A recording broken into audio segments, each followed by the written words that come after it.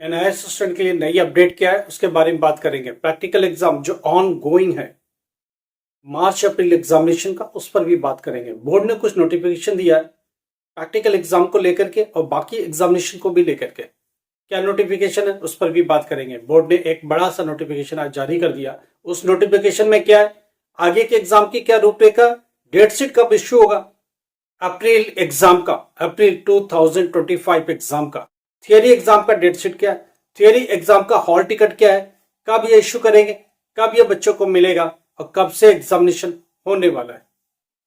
आपको भी पता है कि प्रैक्टिकल एग्जाम जो जा रहा है ऑन गोइंग है, 17 मार्च से स्टार्ट हुआ है, 1 अप्रैल तक जाना है। स्टूडेंट लगातार पूछ रहा मेरे सेंटर का क्या सेंटर पर जाओ, सेंटर पर लिखा हुआ नोटिस लगा हुआ कितने बजे कौन सी डेट पर कौन सा प्रैक्टिकल बिल्कुल क्लियर है, तो कंफ्यूजन वाली कोई कंडीशन नहीं है। 17 मार्च से स्टार्ट हुआ है, ये जाएगा 1 अप्रैल तक। एक बार मैं फिर समझा दूं प्रैक्टिकल की कॉपी में क्या लिखा है। प्रैक्टिकल की फाइल आप जरूर बना के लेके जाओ, सबमिट करो। वहां 2 प्रैक्टिकल रिटन एग्जाम होगा, सबमिट करो। एक स्टूडेंट ये पूछ रहा था 10th क्लास के होम साइंस में क्या, देखो 10th क्लास के होम साइंस में 2 इंपॉर्टेंट क्वेश्चन अब मैं आपको बता देता हूं यहीं से। 10th क्लास के होम साइंस में पहला था stain remover, how to remove the stain from cotton clothes. Stain में कॉफी का भी हो सकता है, इंक का भी हो सकता है, टी का भी हो सकता है, टर्मरिक का भी हो सकता है, हल्दी का भी हो सकता है। इनको स्टेन को रिमूव करने के लिए क्या करेंगे, कैसे करेंगे, ये बहुत इंपॉर्टेंट क्वेश्चन है, हर बार ही आता है।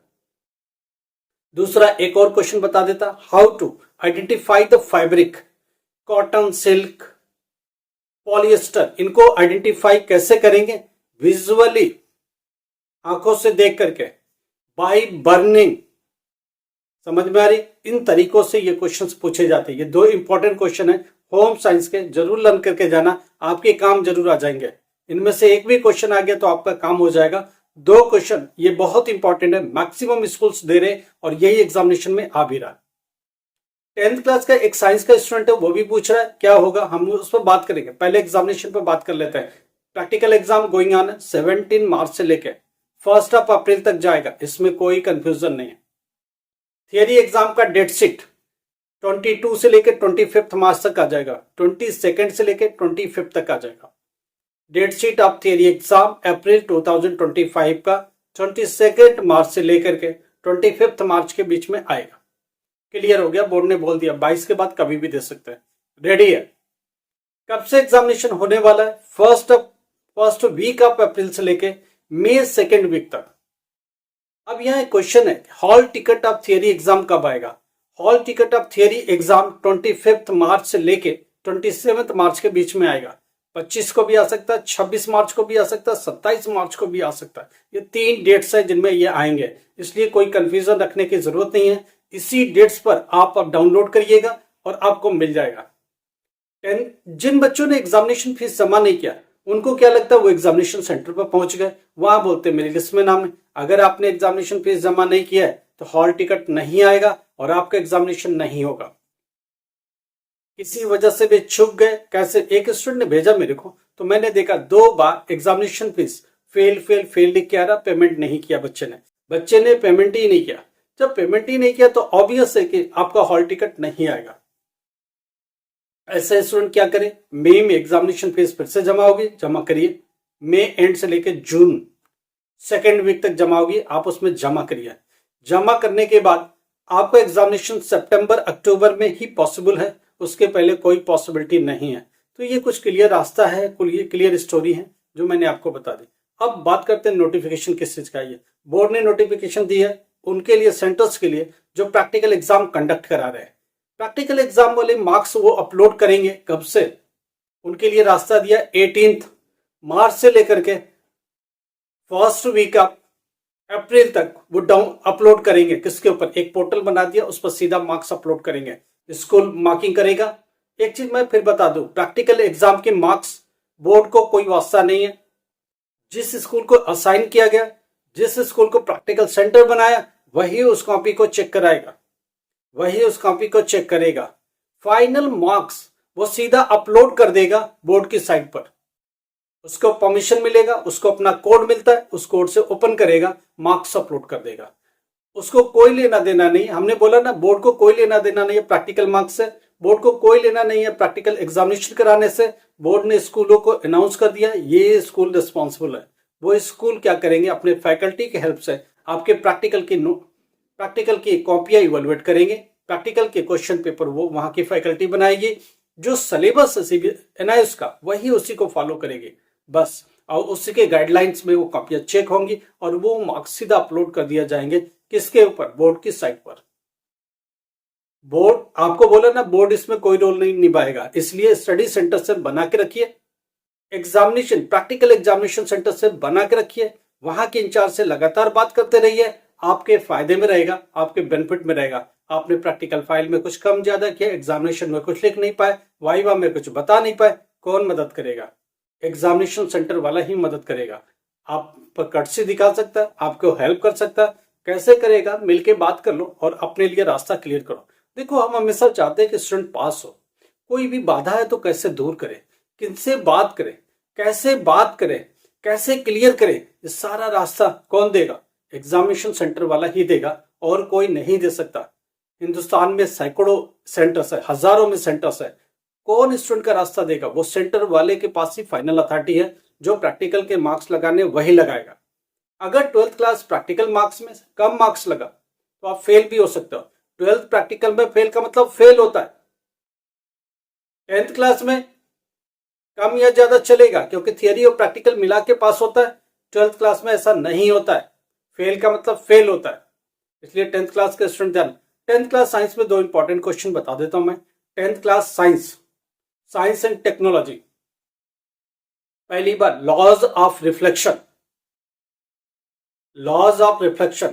परावर्तन के नियम, प्रकाश के परावर्तन के नियम लिखिए, ये क्वेश्चन जरूर आता है। दूसरी बात, बर्निंग ऑफ द कैंडल का जलना, मोमबत्ती का जलना भौतिक और रासायनिक परिवर्तन है, फिजिकल और केमिकल चेंजेस है, केमिकल एंड फिजिकल चेंजेस या फिजिकल एंड केमिकल चेंजेस। आप बर्निंग ऑफ द कैंडल उसको रिप्रेजेंट करना, ये 2 प्रैक्टिकल बहुत इंपॉर्टेंट है साइंस में, आप करके जरूर जाना, ये आपके काम आ जाएगा और अच्छा रास्ता निकलेगा। कुछ इंपॉर्टेंट बातें करते रहते हैं, इंपॉर्टेंट चीज आपको समझाते रहेंगे। 12th क्लास फिजिक्स जो प्रैक्टिकल देने जा रहे हैं वो एक स्क्रू गेज का और एक लाइट की केस में या इलेक्ट्रिसिटी के केस में ओम्स लॉ को करके जाना, ओम्स लॉ का वेरिफिकेशन सीरीज और पैरेलल में, ये मोस्ट इंपॉर्टेंट है, हर बार ही आता है। बर्नियर कैलिपर्स या स्क्रू गेज से एक क्वेश्चन करके जाना और वहां जाके ये कराना। तो ये 2 प्रैक्टिकल भी लर्न किया तो आपके काम आ जाएगा। तो इस तरह की बातें इंपॉर्टेंट करते रहेंगे, कौन से चैप्टर में क्या, कौन से सब्जेक्ट में क्या, ये सारी बात करेंगे। हम लोग लगातार एग्जाम्स ले रहे, प्रैक्टिकल एग्जाम कंडक्ट करा रहे सेंटरों पर, तो हम लोग को पता है कि क्या हम दे सकते हैं, क्या कर सकते। हम भी चाहते हैं कि बच्चा पढ़ के आए, 2 प्रैक्टिकल कम से कम लर्न करके आए और लिख के जाए, ताकि उसके मार्क्स सिक्योर हो, वो फेल ना हो। हमारी भी सिंपैथी बच्चों के साथ रहती है, हम कभी नहीं चाहते बच्चा फेल हो, इसलिए हम आपकी मदद करना चाह रहे हैं। हमने बोला होम साइंस में 2 प्रैक्टिकल आपको समझा दिया, 10th क्लास साइंस में 2 प्रैक्टिकल समझा दिया, 10th क्लास मैथमेटिक्स a+b का होल स्क्वायर प्रूफ करना, a-b का होल स्क्वायर या a² - b² का फार्मूला प्रूफ करना, इनमें से 2 ही लर्न करके आना और आराम से आपका काम हो जाएगा। समझ में आ रही बात? तो मैथमेटिक्स का प्रैक्टिकल लर्न करके आना, एक तो आ ही जाएगा, दोनों आ गया तो लिख लेना, नहीं तो एक के सारे उसी तरीके पर लिखना। कभी भी प्रैक्टिकल में जो क्वेश्चंस होते हैं उसके वही एम बन जाते हैं, वही उद्देश्य बन जाते हैं। उसके बाद मटेरियल रिक्वायर्ड, दूसरी हेडिंग होनी चाहिए आवश्यक सामग्री, वो आप लिख लीजिए। तीसरा, एक टेबल बना दीजिए, उस टेबल में ऑब्जर्वेशन जितना भी आए वो लिखिए, नीचे कैलकुलेशन लिखिए, फाइनल नीचे लिखिए, सावधानियां, प्रिकॉशन क्या ले सकते हैं वो सारी बात लिखिए। इस तरह प्रैक्टिकल का या रिजल्ट नीचे तो रिजल्ट की हेडिंग, इतनी सारी हेडिंग डालिए और सामने डायग्राम जरूर बनाइए। ये आपका प्रैक्टिकल का वे है करने का। तो इसके अलावा प्रॉब्लम है एजुकेशन से रिलेटेड, यूनिवर्सिटी में पढ़ाई छूट गई, यूनिवर्सिटी में एडमिशन नहीं ले पा रहा हूँ, 10th क्लास में फ्रेश एडमिशन नहीं ले पा रहा हूँ, 12th क्लास में एडमिशन नहीं ले पा रहा हूँ, कोई भी दिक्कत है व्हाट्सएप पर जाओ, मैसेज करो, आप अपने एविडेंस जो भी डिटेल्स है, आई कार्ड वगैरह सब डालो, हम लोग देख के आंसर 100% करेंगे, सबको आंसर करते हैं।